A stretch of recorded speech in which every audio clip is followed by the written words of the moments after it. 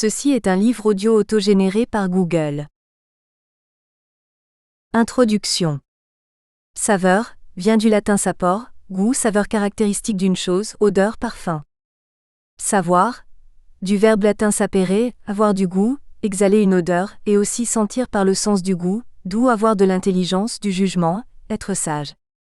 Le Robert, dictionnaire historique de la langue française.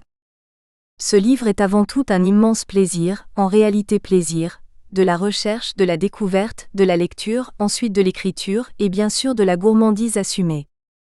C'est écrire sur un sujet qui ne semble pas toujours très sérieux, qui peut paraître limité au premier regard, mais qui se révèle peu à peu et finalement passionne, envoûte et flatte l'esprit aussi bien que les papilles, et ce pour de multiples raisons. C'est avant tout une histoire follement humaine, chargée de fureur, de dureté, d'exploitation, de mort, mais également pleine de douceur, d'onctuosité, de passion, de vie. C'est un compendium de l'histoire du monde, entrecroisant à la fois le religieux, le politique et l'économique, le scientifique et le technique. Certes une histoire vue d'Europe, mais qui peu à peu tisse une toile mondiale, liant inéluctablement espace et temps, histoire et géographie. Et si nous pouvons nous permettre, en empruntant à Marc Bloch déclarant que l'historien, comme l'ogre en flairant la chair humaine, sait que là est son gibier, nous pourrions dire que nous sommes partis à la recherche de certaines chairs humaines, celles qui hument et se délectent du chocolat dans le passé aussi bien que dans le présent. C'est aussi chercher à comprendre comment évolue une plante de nature particulière, transformée en un produit difficile à élaborer qui demande des savoirs et des savoir-faire, devenu un régal que nous consommons parfois sans modération, sans plus y faire très attention parfois, sans doute n'est-il pas le seul, un délice éminemment social et culturel. C'est également le plaisir de partager, espérons-le, avec vous lecteurs, heureux de goûter ces lignes, tout en savourant quelques chocolats fondants, amers et sucrés à la fois. Enfin, pour nous, partage à la fois gustatif et intellectuel, réjouissance d'une écriture à quatre mains et de la longue amitié. Ce livre n'est pas exhaustif. Sur un tel sujet il y faudrait de multiples tomes. Il ne revendique rien, si ce n'est le sérieux et un juste milieu entre recherche savante et ouverture vers un large public. Ce n'est pas un travail universitaire, il ne s'y trouve aucune thèse, simplement l'effort d'être précis, le plus possible, exact, du mieux possible. Les citations les plus anciennes ont gardé leur forme mais l'orthographe a été actualisée par exemple.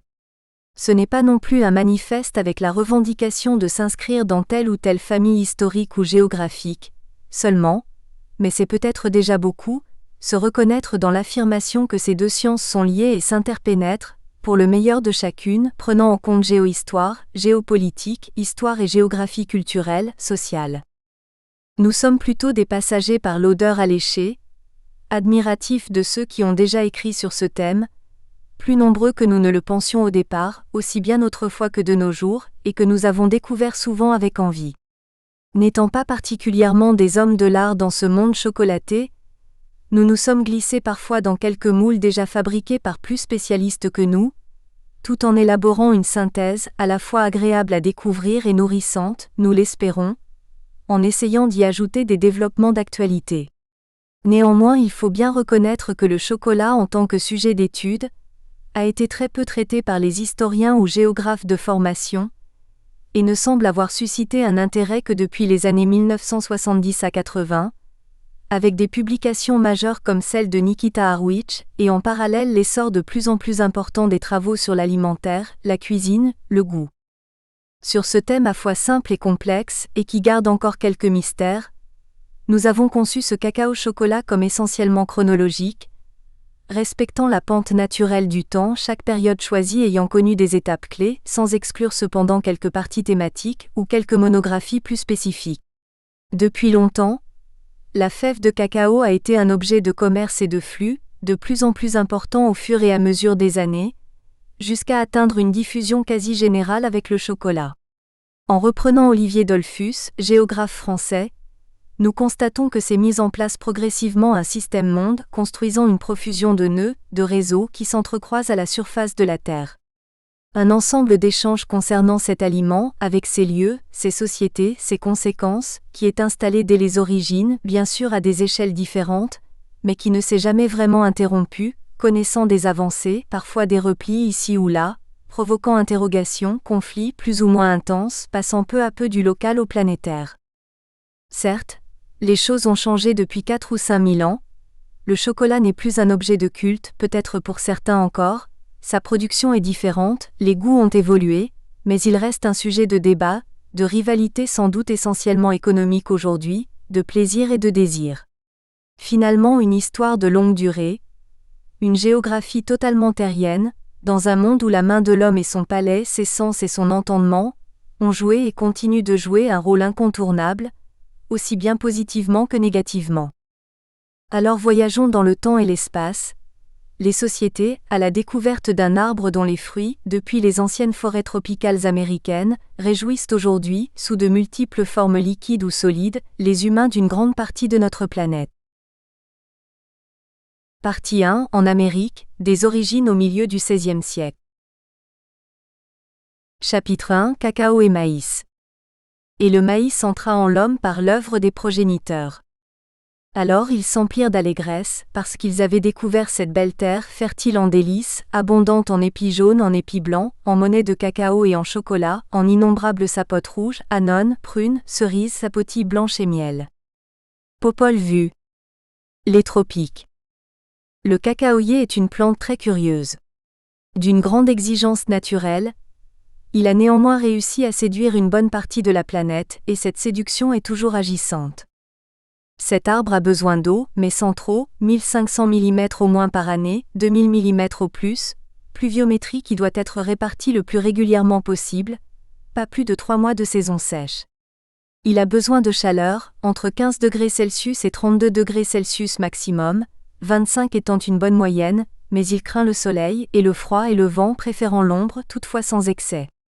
Implanté dans les zones intertropicales où la chaleur est permanente et les pluies importantes, il ne supporte pas les grandes variations, ni les altitudes supérieures à 600-700 mètres. Dans certaines conditions, il peut cependant se déployer jusqu'à 1200 mètres, exceptionnellement.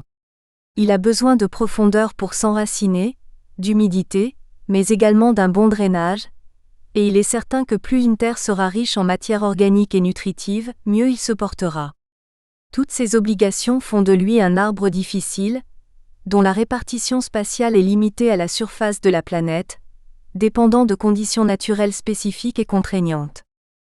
La plupart des chercheurs s'accordent aujourd'hui sur l'idée que le cacaoyer est américain, plus spécifiquement d'Amérique du Sud. Son berceau est situé entre les bassins de l'Amazone et de l'Orénoque, vaste territoire qui s'étend du versant oriental andin jusqu'aux Guyanes, et de la Colombie jusqu'au Brésil du nord au sud, espace centré sur l'équateur, au climat de type tropical pluvieux, recouvert en grande partie par la forêt dense ombrophile. Les études sur cette aire d'origine confirment aujourd'hui un développement au pied des Andes. La diffusion animale ne fait ensuite aucun doute, par le transport et la consommation de la pulpe, des fèves et leurs rejets, singes, perroquets, chauves-souris, rongeurs divers et variés, les graines ne pouvant se libérer de leur enveloppe naturellement. Celle de l'apport humain est de plus en plus prise en compte en raison des découvertes archéologiques récentes dans ces régions amazoniennes, traces dans des bouteilles en céramique, bols ou colliers en forme de cabosse. Elles montrent une occupation beaucoup plus ancienne et importante que pensée jusqu'à présent, et des populations qui utilisaient déjà les fèves comme aliment, ainsi que la pulpe des cabosses, élaborant une boisson fermentée particulière. Ce sont ces peuples qui ont domestiqué en premier le cacaoyer, diffusant certaines pratiques grâce à des réseaux de communication nombreux et fréquentés, des échanges de voisinage, mais aussi à distance plus longue. Les plus anciennes traces de domestication et de consommation proviennent de Haute-Amazonie. La fève est déjà notable, il y a plus de 5000 ans. L'arbre qui produit le cacao a de larges feuilles, il est touffu et de taille moyenne. Son fruit est de la grosseur d'un épi de maïs ou un peu plus fort. Il contient intérieurement les grains de cacao. Il est violet en dehors, rouge ou vermeil en dedans. Le cacaoyer se développe à partir d'une racine pivot et peut atteindre une vingtaine de mètres de hauteur à l'état naturel, selon les espèces, rarement plus de 5 ou 6 lorsqu'il est cultivé. Au sol, pratiquement toujours couvert, les feuilles mortes sont protectrices. Il peut produire une 50aine d'années, mais les meilleurs sont entre 10 et 25 et vivre encore plus longtemps. Les fleurs apparaissent au bout de 3 ou 4 ans de développement et poussent sur des coussinets qui naissent sur le tronc lui-même ou les plus grosses branches, cauliflories. Cette floraison est permanente et très abondante. La pollinisation s'effectue essentiellement par des moucherons. Peu de fleurs cependant donneront un fruit, quelques dizaines par arbre, n'étant pas fécondées suffisamment rapidement, elles vivent 24 heures. Ce fruit est appelé cabosse, nom qui trouverait son origine dans le mot espagnol cabeza, tête, en comparaison avec les déformations crâniennes des populations mésoaméricaines. De forme ovoïde, très rugbystique, la coque est striée de sillons parfois très profonds. De plus en plus dure, sa couleur vire du vert au jaune ou du rouge à l'orangé lorsqu'elle atteint sa maturité après 5 ou 6 mois. La cabosse mûrit, mais ne tombe pas, et dépérit si elle n'est pas récoltée. L'intérieur contient une pulpe sucrée, le mucilage, consommé par certains animaux qui en sont friands. Elle enrobe entre une vingtaine et une cinquantaine de graines en forme d'amande. Composé pour un peu plus de la moitié de graisse, le beurre de cacao et de nombreuses autres substances, souvent en très petite quantité, théobromine, caféine, anandamide, vitamines diverses. Ces graines sont à l'origine des effets, positifs ou négatifs, vrais ou faux, attribués depuis longtemps au chocolat. Crise de foie, constipation, drogue, fortifiant, euphorisant, aphrodisiaque. Mais on ne prête qu'aux riches. Le cacaoyer est difficile comme nous l'avons dit, mais il est également sensible à la présence de multiples maladies. Les problèmes les plus importants sont ceux liés aux insectes comme plusieurs sortes de punaises qui sucent sa sève, aux cochenilles qui piquent l'arbre et transmettent un virus implacable entraînant une boursouflure des branches, pouvant aller jusqu'à la mort de l'arbre. Certains champignons sont redoutables, les uns s'attaquent aux cabosses provoquant leur pourriture, d'autres entraînent des excroissances et un agrégat de branches. Ces problèmes seraient à l'origine d'une perte importante de la production mondiale, peut-être 1/5, causant une forte mortalité dans les plantations, surtout si l'attention et les soins portés au cacaoyer sont irréguliers et insuffisants. Nous y reviendrons. Lorsque Carl von Linné 1707-1778 classe la nature avec sa nouvelle nomenclature binominale, il en fait une plante de la famille des Malvacées, aujourd'hui de préférence sterculiacées, du genre Theobroma, genre qui se compose de 22 espèces, telles le Theobroma pentagona, présent au Nicaragua, ou le Theobroma simiarum au Costa Rica. Mais 2 seulement produisent des graines comestibles proches du cacao. Ces cultivars, espèces cultivées, sont le Theobroma grandiflorum cupuaceae ou cupuayu, avec lequel sont faites des liqueurs, des compotes ou des confiseries, exploitées au Brésil en particulier, et le Theobroma bicolore, pataste ou pataxte, présent de l'Amérique centrale au Pérou et qui sert lui aussi à la fabrication de confiseries ou de boissons, dont une très proche du chocolat, jugée cependant de moindre qualité. Une seule espèce constitue la variété exclusivement consommée en tant que chocolat à l'échelle mondiale, Theobroma cacao. Il se partage en 2 groupes anciens. Le forastero, étranger, bien qu'étant le cacaoyer d'origine, plus robuste et plus répandu, à peu près 80% de la production mondiale, à rendement élevé, et le criollo, local, le plus recherché pour ses qualités gustatives, mais plus fragile, qui représente à peine 5% des cultures. Il faut y ajouter le trinitario, hybride résultant du croisement des 2 premiers, originaire de Trinidad où il a permis la renaissance de la culture cacaoyère après la disparition des criollos au XVIIIe siècle.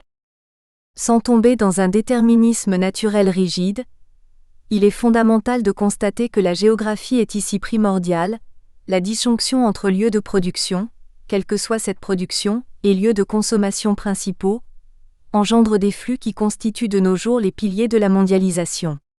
Le cacao en est un exemple éclairant, objet d'échanges qui ne cesseront de s'amplifier à partir de sa mise en valeur par les premières grandes sociétés amérindiennes. Les Olmecs. Au centre du continent américain, s'est peu à peu développée une culture commune qualifiée de mésoaméricaine. C'est un concept qui repose sur une multitude de critères, près d'une centaine, parfois remis en question, remodelés, mais qui permettent de définir une ère culturelle cohérente et distinctive, où les éléments clés sont intimement liés, importance des grottes et des montagnes, pyramides, polythéisme, théophagie, sacrifices humains, jeux de balles, écriture sous forme de glyphes, compte vigésimal, calendrier, culture du maïs. Cette ère n'est cependant pas uniforme, la diversité y est aussi bien géographique qu'historique, économique que culturelle. Elle s'étire du littoral pacifique du Nicaragua, du Honduras, jusqu'à une limite nord formant une ligne incurvée en V de part et d'autre du tropique du Cancer. L'arbre cacaoyer et la boisson que l'on en tire font partie de ces critères, considérés comme une des empreintes spécifiques de cet ensemble. Les historiens ont divisé son passé en plusieurs périodes, le préclassique de -2000 à 200, le classique 200 à 900 et le postclassique de 900 à 1521 date de la conquête espagnole, précédée de l'époque archaïque. Cette chronologie traditionnelle est de plus en plus contestée, mais elle est toujours utilisée, faute d'une solution de remplacement qui serait unanimement acceptée. Une histoire marquée par des cycles, des moments de grande prospérité alternant avec des périodes de déclin, et une succession de civilisations. Les Olmecs sont considérés comme la première grande en Amérique centrale, civilisation fondatrice, matricielle, mais qui reste encore aujourd'hui relativement méconnue. Le nom, Olmeca, les gens du pays du caoutchouc, est une appellation qui est très largement postérieure et ne permet pas de savoir comment eux-mêmes se nommaient. Leur culture se développe à partir des XIIIe ou XIVe siècles avant notre ère, AVNE, et s'étend peu à peu sur une grande partie de la Mésoamérique formant un ensemble multiethnique. Une zone métropolitaine se déploie avec San Lorenzo, jusque vers -900, puis dans un second temps à La Venta, ou encore Tres Zapotes, à proximité des côtes du golfe du Mexique, comptant parmi les cités les plus emblématiques, célèbres en particulier pour leurs sculptures de têtes colossales. Cette civilisation disparaît vers 400 AVNE, près d'un millier d'années plus tard. Les Olmecs influencent ou sont présents sur un territoire qui se partage entre des hautes terres plus sèches et des basses terres le long du littoral atlantique. Ces basses terres, au sud-est du Mexique actuel, États de Veracruz et de Tabasco, ont un climat tropical avec une longue saison humide, une végétation qui est en grande partie celle de la forêt humide, d'où certainement l'importance des croyances liées à la pluie et l'eau, à la fertilité, au végétal, tout ce qui convient au cacaoyer pour prospérer. Il n'y a aucun doute sur la rencontre entre les Olmecs et cet arbre, qui s'est épanoui en Amérique centrale et dont la domestication est sans doute maîtrisée. Un élément important atteste que le cacao y est bien présent, la langue. Ce mot cacao, à prononcer cacawa, issu d'une famille linguistique appelée Mixezoc, se retrouve dans le vocabulaire qu'ils utilisent vers 1000 AVNE. Pratiquant déjà la culture du cacaoyer, sont-ils pour autant les premiers à prendre une boisson chocolatée ? Sans doute non, mais ils en sont considérés comme les premiers grands utilisateurs. Aujourd'hui, les recherches penchent pour des sociétés pré-olmèques comme celle des Mocayas du Soconusco, qui vers 2000 ou 1900 AVNE, accommodaient une boisson qu'il faudrait préférablement appeler cacaola. La préparation s'est ensuite affinée, n'étant pas celle d'un produit brut, mais bien le résultat d'un procédé déjà sophistiqué, sans doute sur le modèle de celui du maïs, travaillé avec de l'eau de chaux, écrasée sur la pierre, métate, mélangée ensuite avec divers ingrédients dont le cacao. La compréhension des glyphes olmèques, de nouvelles fouilles archéologiques, permettront sûrement d'en savoir plus à l'avenir. Dans une situation de carrefour exceptionnel, à proximité de l'isthme de Tehuantepec, les échanges se sont multipliés, jouant peut-être même le rôle d'unificateur de l'ensemble, un écoumène olmèque. Des réseaux commerciaux ont été constitués à l'échelle de toute la Mésoamérique, du bassin de Mexico, de l'Oaxaca, jusqu'au Guatemala et même au-delà. La côte du Golfe par exemple achète de l'obsidienne venue du Mexique central, de la jadéite, très recherchée du Guerrero ou du Guatemala, des miroirs. Elle exporte, jouant sur les complémentarités, des produits plus élaborés. Figurines de jade, céramique, des produits exotiques comme les plumes de quetzal et bien sûr des produits tropicaux comme le latex ou le cacao. Des connexions plus lointaines encore se nouent, des réseaux d'échanges économiques et culturels se développant jusqu'au Honduras actuel. C'est peut-être dans ces moments que les graines du cacaoyer, considérées comme un produit rare et estimé, prendront toute leur importance dans les échanges et seront utilisées comme intermédiaires dans le troc, faciles à transporter, faciles à utiliser, faciles à compter. Les Olmecs sont à l'origine d'un certain nombre de traits de civilisation caractéristiques du monde mésoaméricain, compte du temps, début d'écriture, culture du cacaoyer et son exploitation, marque qui lui donne sa cohérence et dont les éléments vont se retrouver par la suite chez d'autres peuples d'Amérique centrale. La civilisation d'Izapa qui se développe à partir de -500 est influencée par leur art monumental, tout en créant son propre style, stèle. Elle s'est établie sur une bande côtière qui longe le Pacifique, entre l'isthme de Tehuantepec et le Salvador, plaine au climat chaud et humide, propice au développement du cacaoyer. C'est là que les plantations vont connaître une grande prospérité, liée à la qualité de la production.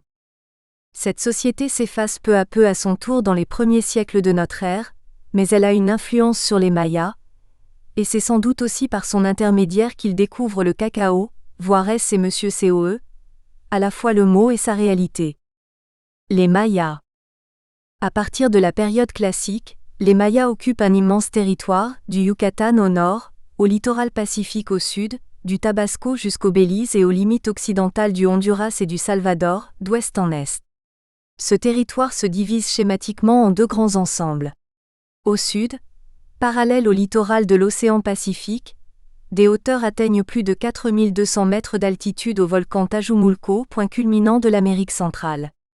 Ces montagnes, coupées par une dépression centrale, soumises à des tremblements de terre, sont parsemées de bassins comme celui de la ville de Guatemala, plus ou moins peuplés et plus ou moins cloisonnés selon l'importance des vallées.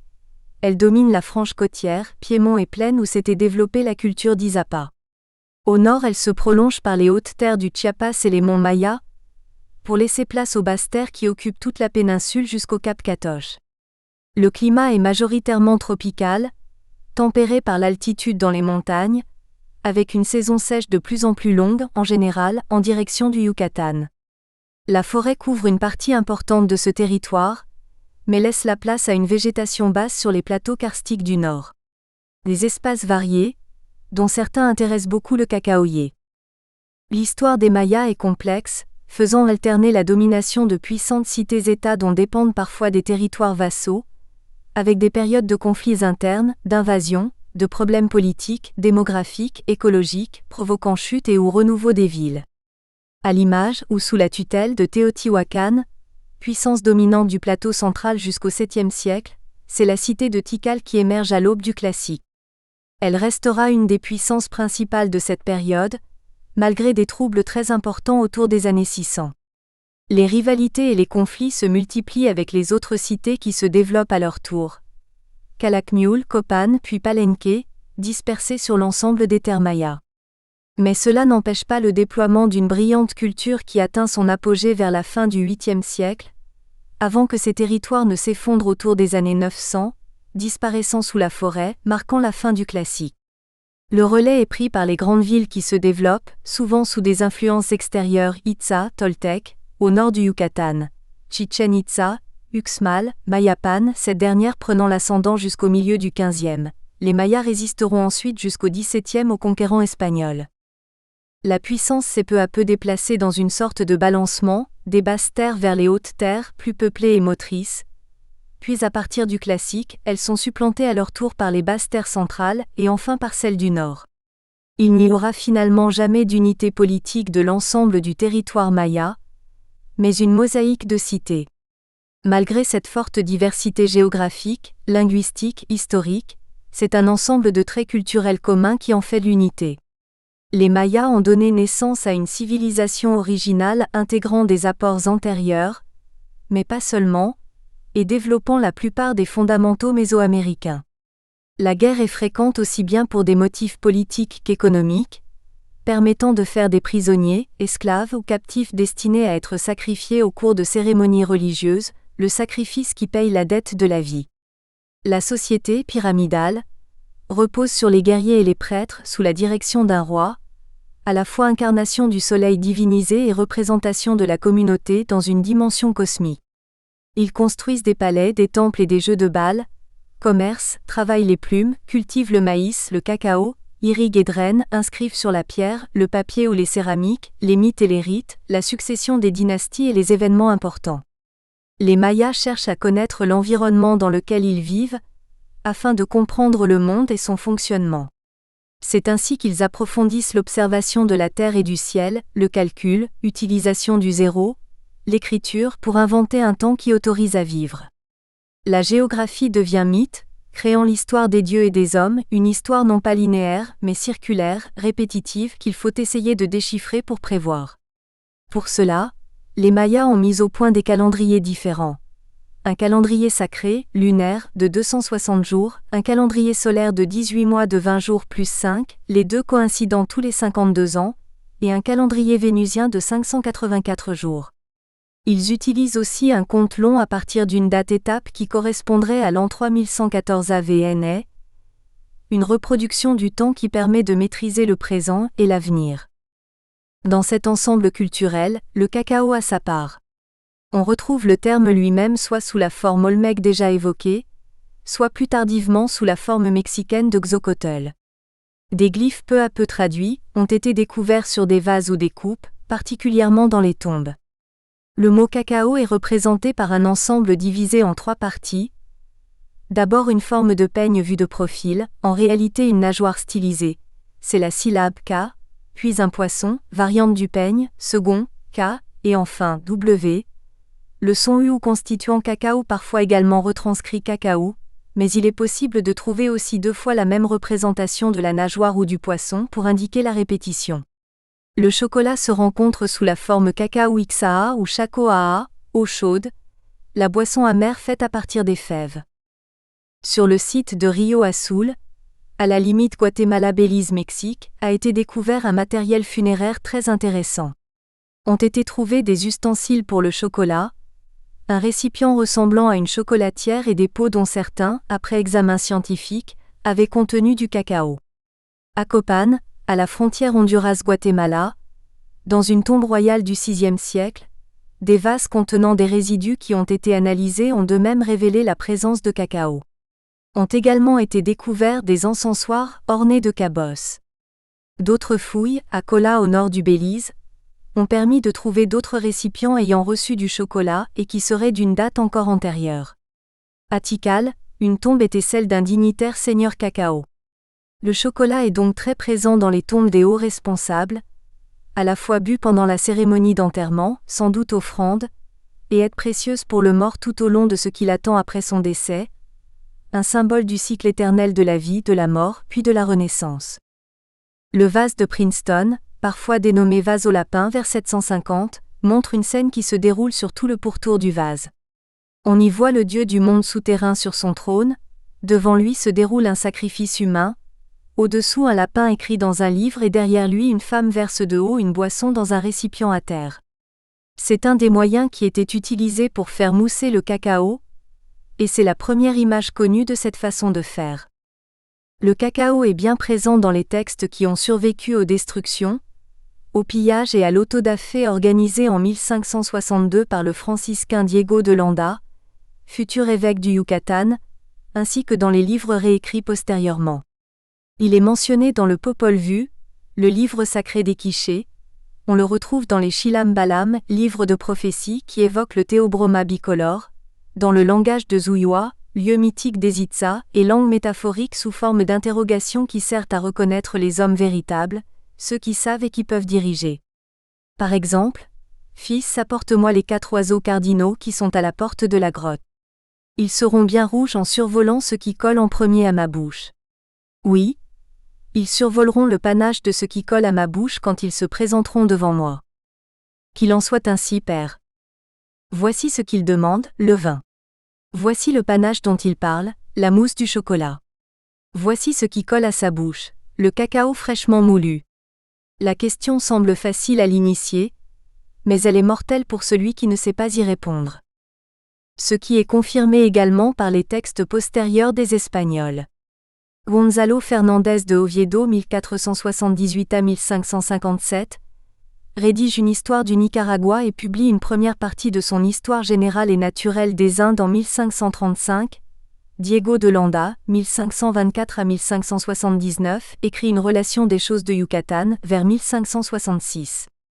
Tous les deux sont présents sur place, très tôt pour Oviedo dès 1514, qui séjourne entre autres au Nicaragua en 1528 à 1529, 1549 pour Landa. Leurs textes s'appuient sur des choses vues et entendues auprès des Indiens. Si les commentaires sont souvent subjectifs, parfois incomplets, ou pour Oviedo hors Mésoamérique, ce qui concerne le cacao est le plus souvent représentatif. Tous les deux montrent son importance, aussi bien dans la vie de tous les jours que lors des fêtes, très nombreuses, ou les grandes étapes de la vie. Diego de Landa décrit ce qu'il nomme une sorte de baptême, où de jeunes garçons et des jeunes filles, après un cérémonial très organisé, sont bénis par le prêtre en grande tenue, puis oint.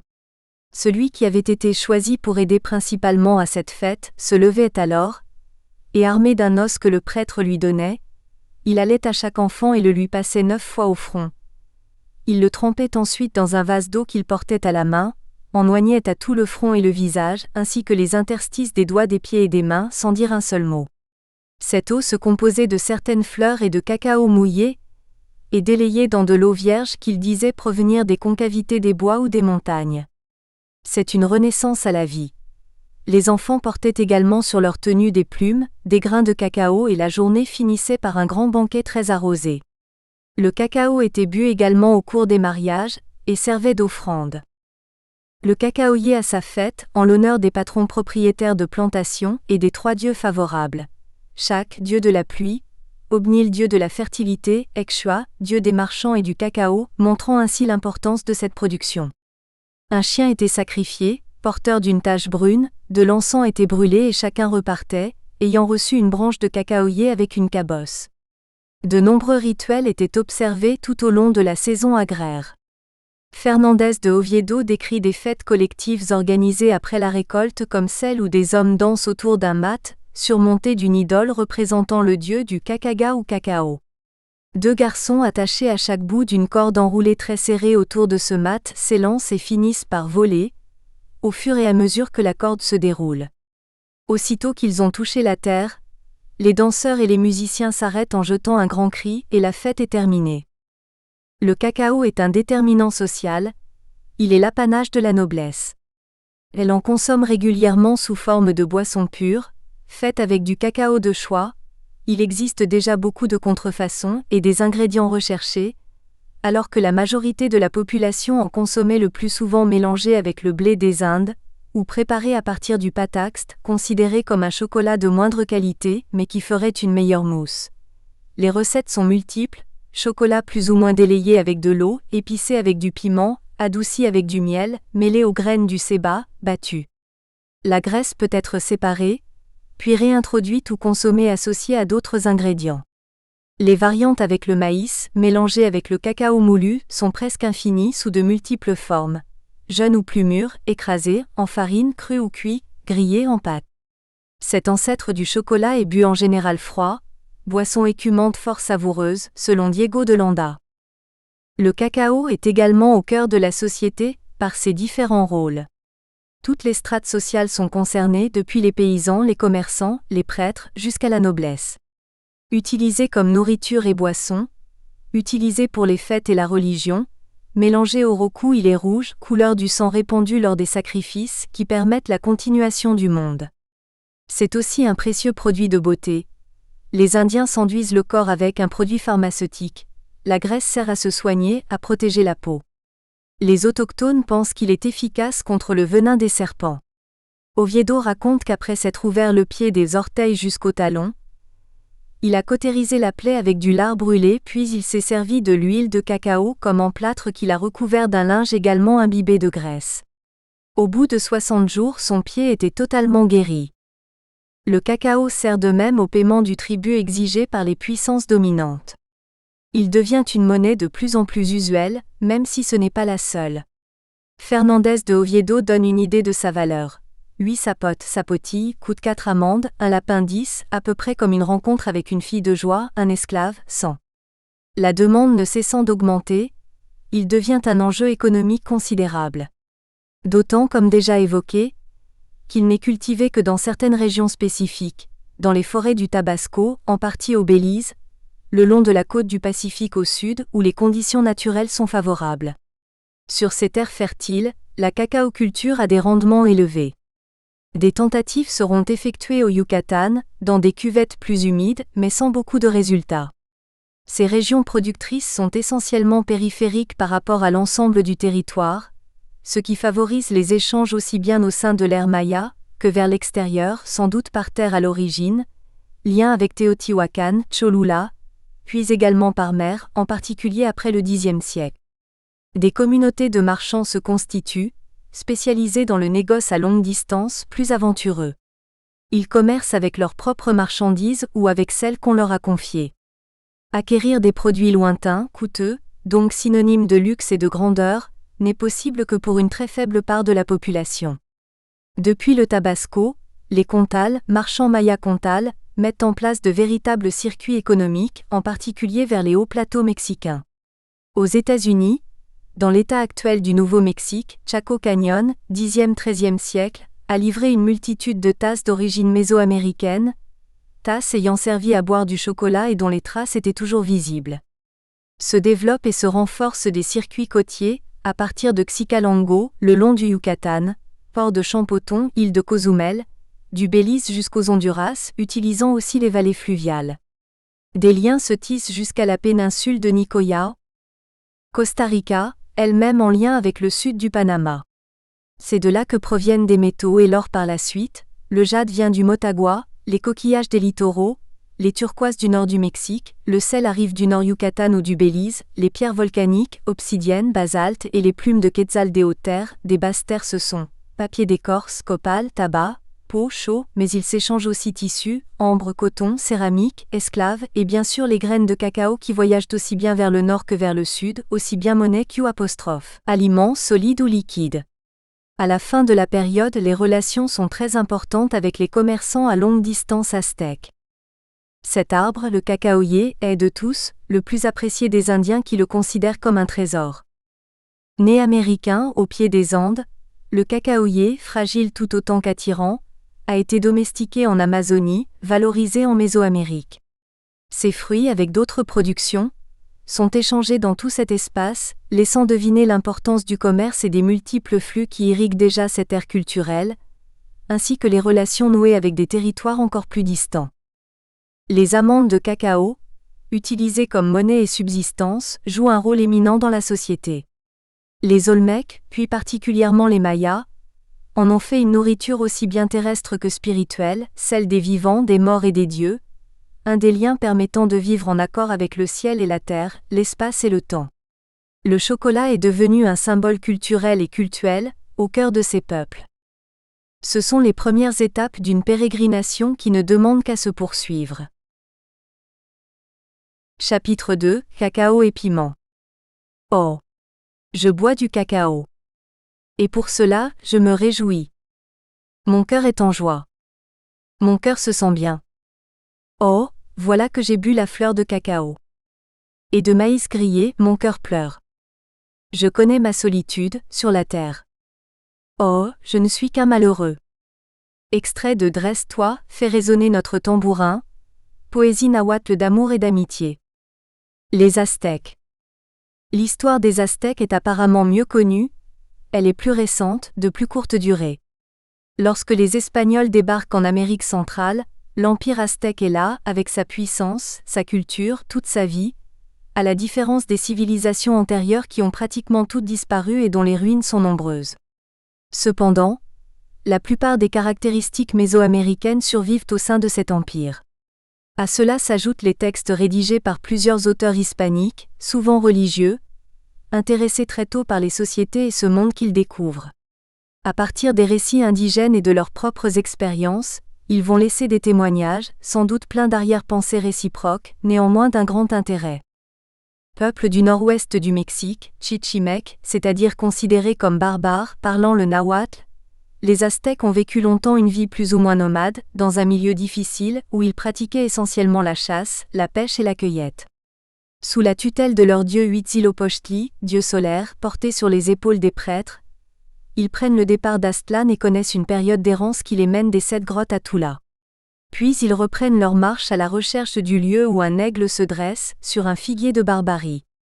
Connaissant des hauts et des bas, ils arrivent finalement dans la vallée de Mexico au XIIIe ou au début du XIVe siècle. Mal accueillis, plus ou moins soumis, ils sont repoussés par les peuples sédentaires déjà présents. Ils trouvent enfin le site idéal, sur un îlot à proximité du rivage ouest du lac Texcoco, dans une zone marécageuse où se produit l'augure prédit par Huitzilopochtli, là où se trouve l'aigle sur le figuier. Ils deviennent les Mexicas, fondent Tenochtitlan, peut-être vers 1325, à plus de 2200 mètres d'altitude et y construisent un premier temple. Quelques années plus tard est créé Tlatelolco au nord, qui sera ensuite rattaché à la capitale. Malgré les difficultés, la famine, les conflits, ils se développent et finissent par triompher des autres villes établies autour du lac. Au milieu du XVe, ils contrôlent pratiquement toute la vallée de Mexico, renforcée par la mise en place de la Triple Alliance avec Texcoco et Tlacopan. À partir de là, l'expansion vers des territoires plus lointains commence, en particulier avec Moctezuma Ier 1440 à 1469, vers l'ouest, le sud-est et le sud, en direction des littoraux. Il domine une grande partie de la Mésoamérique après les conquêtes de l'Oaxaca et du Soconusco, sous Ahuitzol, 1486 à 1502. L'empire atteint à ce moment sa taille maximale, qui est pratiquement toujours la même sous le règne de Moctezuma Xocoyotzin, 1502 à 1520, même si de multiples campagnes reprennent, en particulier en Oaxaca. Mais cet empire n'est pas continu.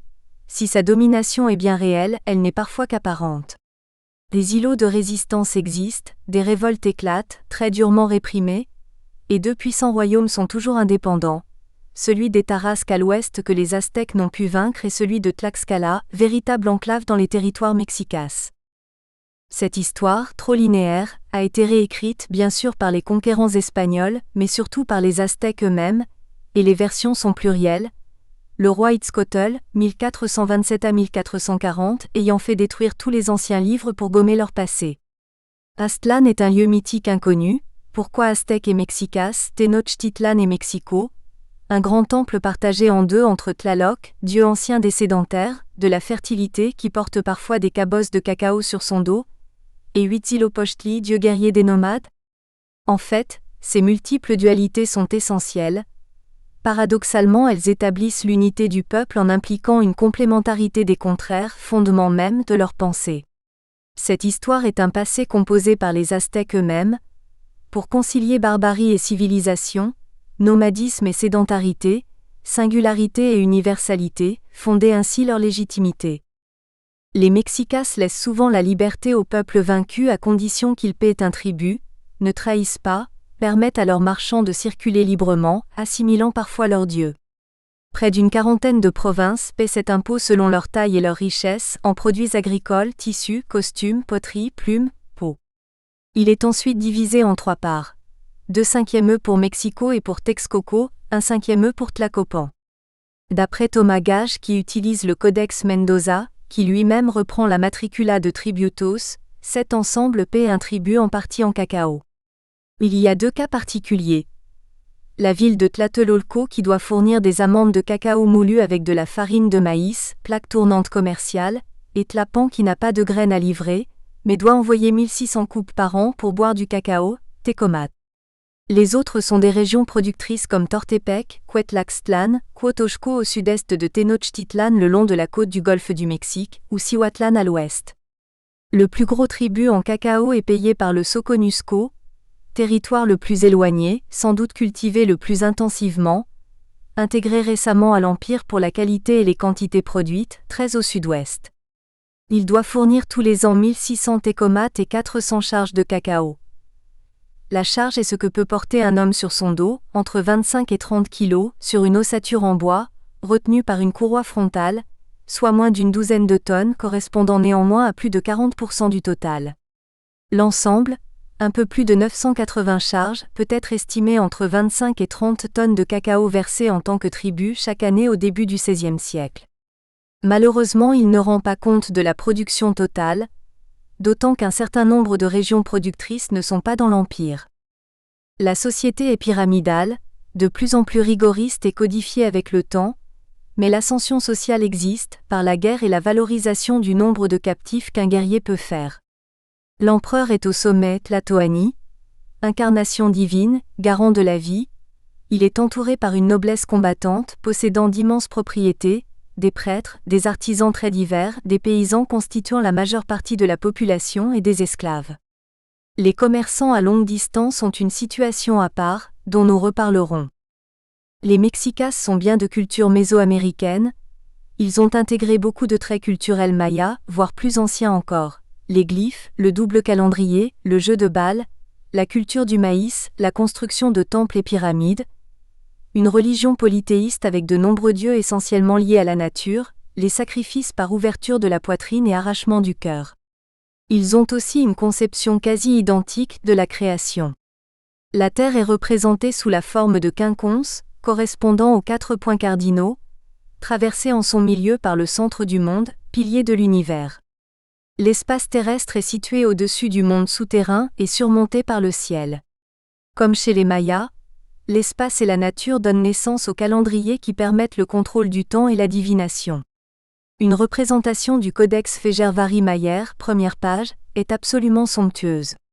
Elle montre ce quinconce, monde sous la forme d'un carré central dans lequel se tient le dieu du feu. Les côtés sont prolongés par un losange à l'intérieur duquel se trouve un arbre surmonté par un oiseau, chaque arbre soutenant le ciel. L'ensemble a une forme de croix pâtée. Chaque côté correspond à une couleur, un végétal, un animal, des dieux, celui du haut est orienté à l'est en direction du soleil levant, celui de droite et celui du sud. L'arbre est un cacaoyer surmonté d'un perroquet associé à la couleur rouge, la lecture se faisant en sens inverse des aiguilles d'une montre. Chaque losange et chaque intervalle en forme de fer à cheval est bordé par des points formant des trézènes au nombre total de 20. Entre chaque losange se trouvent également 5 signes qui correspondent chacun au début d'une de ces trézènes, soit 4 parties x5 par 13. Le résultat, identique, donne 260, le nombre de jours du calendrier divinatoire, calculé à partir de 13 chiffres et 20 signes, mais représenté sous 2 formes différentes. Le temps est totalement imbriqué dans l'espace. Ils ne font plus qu'un dans une vision spatio-temporelle symbolique et déifiée. Tenochtitlan, la capitale, qui compte peut-être plus de 200 000 habitants au début XVIe, est elle-même divisée en 4 grands quartiers, avec le petit temple d'origine, devenu le Templo Mayor, dédié aux dieux Tlaloc et Huitzilopochtli, l'eau et le feu, comme véritable centre du monde au sein d'un complexe sacré, entouré d'un rempart. La cité est située au centre de l'univers, au point d'origine du temps. Sur les bords du lac, des îlots cultivables ont été créés artificiellement par apport de terre. Les chinampas, ancrés sur le fond par les racines des arbres plantés, permettant de nourrir une partie de la population au moyen d'une agriculture plus ou moins intensive. L'ensemble est protégé par une grande digue qui abrite la ville des inondations, reliée à la terre par plusieurs grandes chaussées. La principale différence avec les civilisations précédentes est liée aux sacrifices humains et à leur intensification, même si la vision amplifiante espagnole y est pour beaucoup, marque de leur domination. Les Aztèques sont des guerriers redoutables, la guerre sacrée était un devoir cosmique pour eux. Ils pratiquent la guerre fleurie, qui permet de capturer des prisonniers, qui en général seront sacrifiés. Ils pensent que leur humanité est celle du 5e soleil, succédant aux 4 autres détruits et qu'un jour celui-ci disparaîtra à son tour. Il faut donc pour justifier les mythes ou les reproduire, pour continuer à vivre, pour que le soleil se lève chaque matin pour rembourser la dette à l'égard des dieux créateurs qui ont donné leur sang pour créer les humains, qu'ils offrent à leur tour l'eau précieuse en pratiquant des sacrifices, en multipliant les périodes de jeûne et d'abstinence, les souffrances corporelles et les automutilations, saignements à l'aide d'épines de maguet ou d'aiguillons de raie sur le corps, jambes, sexe, oreilles, langue. Le sacrifice est également un acte sacré, source d'énergie vitale. La plupart des sacrifiés, bien nourris et très bien traités auparavant, sans doute drogués, parfois la drogue était mélangée à une boisson cacaotée, sont exécutés le plus souvent par cardiectomie, ensuite démembrés et partagés par la famille, à l'exception de son propriétaire. Mais la guerre a aussi d'autres objectifs, politiques, impressionner et inquiéter les autres peuples, économiques, avoir plus de tributaires. Les Mexicas sont pris dans un engrenage où pour maintenir leur puissance il leur faut plus de sacrifices donc plus de guerriers et plus de tribus, ou plus de tribus, donc plus de guerriers, donc plus de sacrifices qui mènent à une sorte de fureur sacrificielle. L'aigle est donc la métaphore du guerrier, sacrificateur ou sacrifié, et la figue celle du cœur sacrifié, tout comme la cabosse symbolise le cœur humain et le chocolat le sang offert. En parallèle, les fêtes, les grandes cérémonies avec danse, musique, discours sont omniprésents.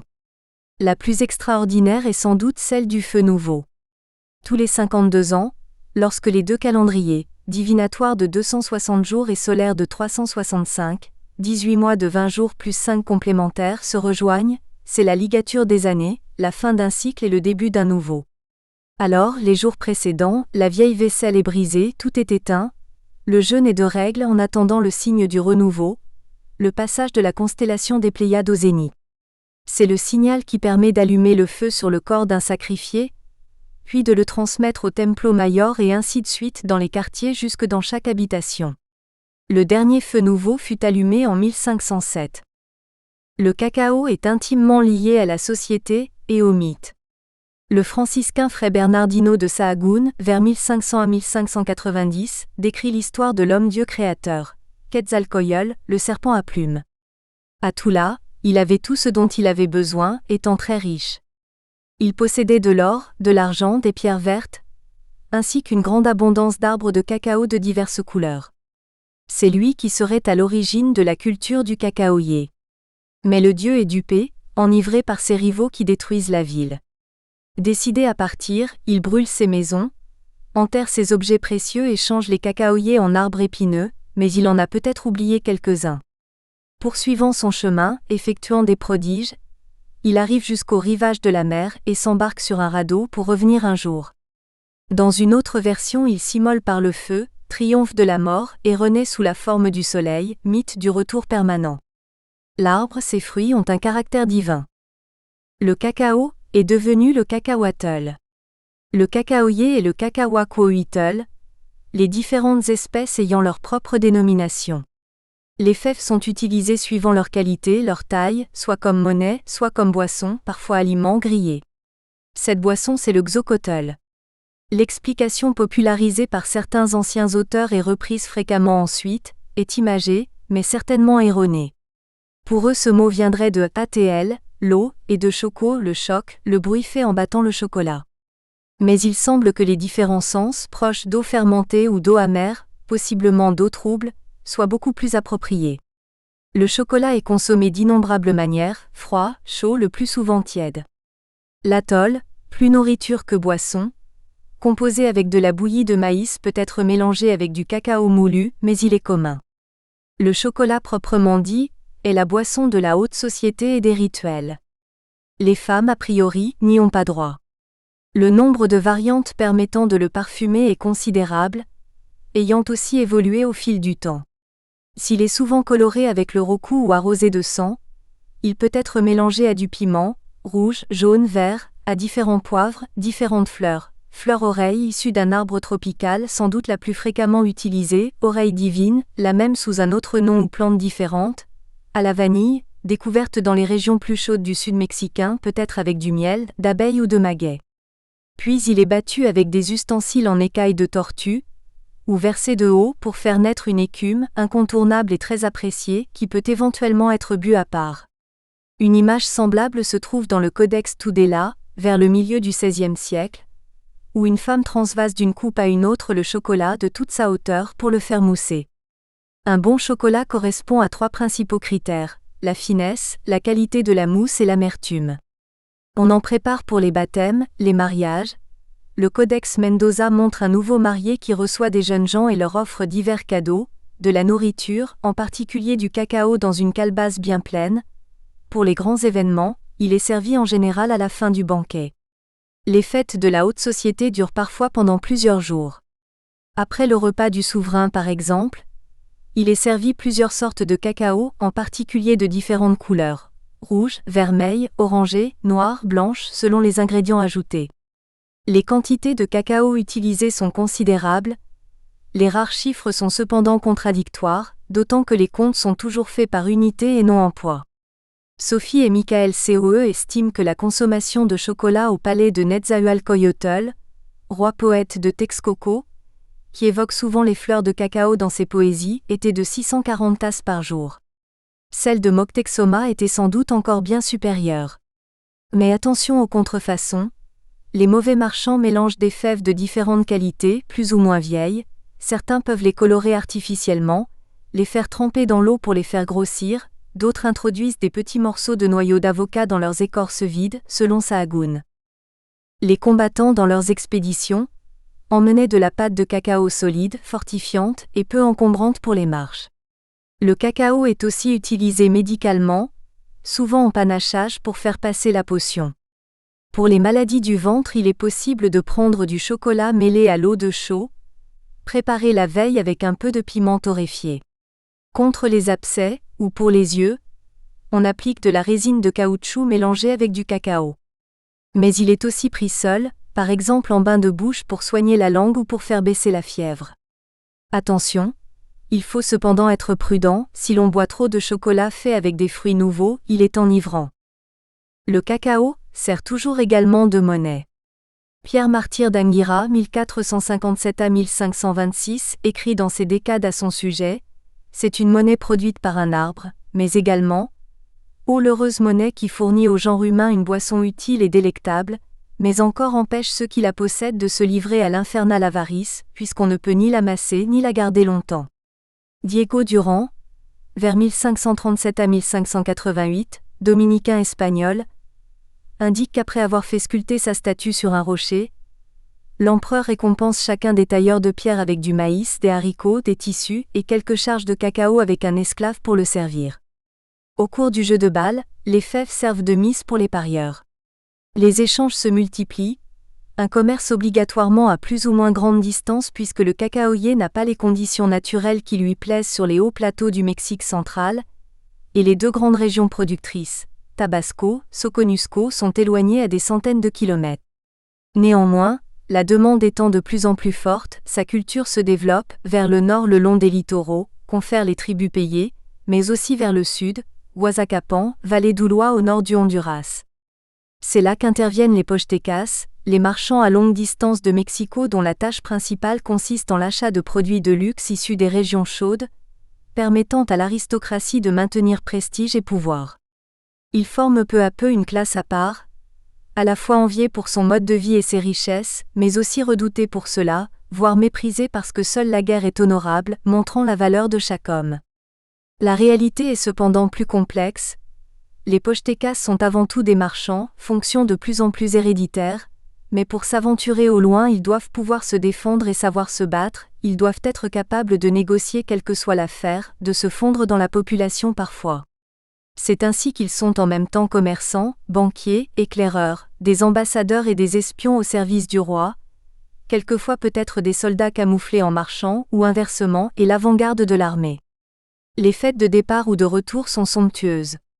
Sous la protection de leur dieu Yacatécutli, ils se dirigent essentiellement vers le sud par les couloirs littoraux, soit vers Xicalango, port et marché sur la côte du Golfe, soit vers le Soconusco le long du Pacifique. Ils parcourent le pays le bâton à la main, achetant, vendant, échangeant de tout. Esclaves, tissus, bijoux, couteaux, vases peints dont certains ont des couvercles en écailles de tortue, rapportant coquillages, pierres fines, coton, plumes, ambre, or, cacao, partant parfois pendant plusieurs années. De retour, de nuit, ils entreposent leurs marchandises en secret, font des offrandes à leurs dieux et préparent un grand banquet qui se termine par la dégustation du cacao mélangé à des épices. On apportait alors les tasses de cacao. On en servait une au dieu du feu, une autre au dieu des marchands et l'on donnait ensuite la sienne à chaque invité. Puis les convives fumaient et le maître de maison offrait à chacun 200 amandes de cacao, des grains et une palette d'écailles pour faire la mousse. Nous espérons que vous avez apprécié cet aperçu. Pour continuer à écouter ce livre audio sur Google Play Livres, utilisez le lien dans la description de la vidéo.